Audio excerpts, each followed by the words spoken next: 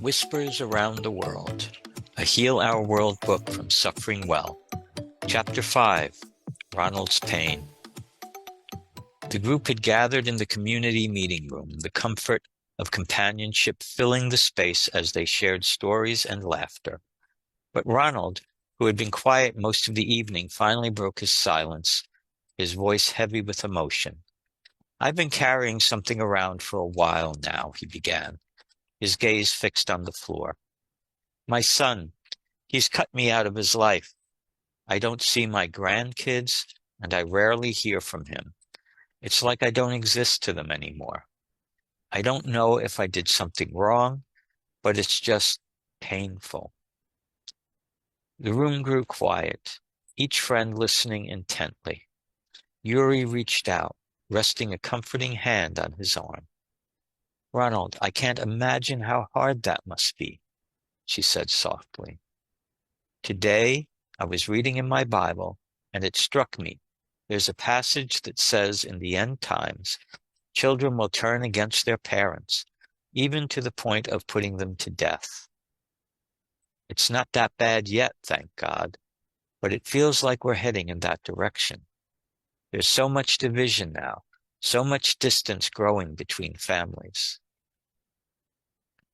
Ronald gave a weary nod, his eyes filled with sadness. "It does feel that way sometimes. I just don't understand it. I raised him the best I could, and it hurts to be treated like I don't matter." Patty, sitting beside him, leaned closer. "I recently read that family estrangement has become almost an epidemic in this country. So many adult children are cutting their parents out over misunderstandings, disagreements, or things from the past.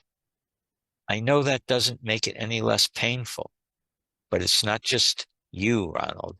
This is happening everywhere. It's something about the times we're living in." Ken added, his voice carrying wisdom. "It's true, and it's even harder because parenting standards have changed so much. Many adult children today are judging their parents by today's expectations, which didn't even exist when we were raising them. It's like they've forgotten we were doing the best we could with what we knew back then." Ronald listened, a hint of understanding mingling with his pain. He drew a shaky breath, nodding as he took in their words. Patricia spoke up, her tone reflective. "And let's not forget the effect of cancel culture. We're living in a time when people cut each other off instead of working things out. It's easier to sever ties than to show grace. People don't realize how much damage it causes." Ronald looked around the room, his expression softening as he absorbed their compassion. Patty added quietly, "Ronald, we can see how much this hurts you, and you have every right to feel that way. But maybe it would help to focus on the people who really value you, the ones who want you in their lives. We're here, and we care about you. Keep praying for your son and grandkids, but remember that you're not alone." Ronald managed a small smile, deeply touched by their kindness. "Thank you all," he said, his voice thick with emotion. "It does help, hearing all this, and knowing that I have friends who care. I'll keep praying for my son and his family, but maybe I can start putting more of my energy into the people who actually want me around." Yuri gave his hand a tender squeeze, smiling at him. "Ronald, you have us. We'll walk with you through this.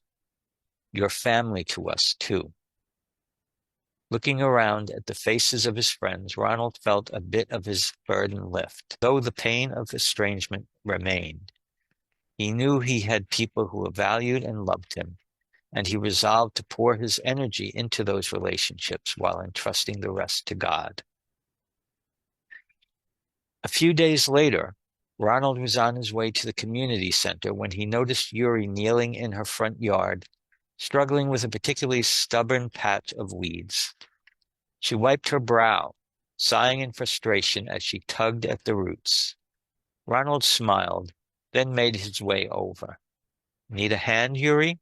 He asked, rolling up his sleeves before she could answer. Yuri looked up, laughing with relief. You read my mind, Ronald. These weeds are determined to stay put. He chuckled, kneeling beside her. Well, they won't stand a chance against the two of us. Together they worked through the flower beds, chatting about their day and the latest news from the Howe group. Ronald found himself enjoying the simple act of pulling weeds, grateful for the chance to help a friend. By the time they finished, the garden looked tidy and cared for, and Yuri's grateful smile was more than enough reward.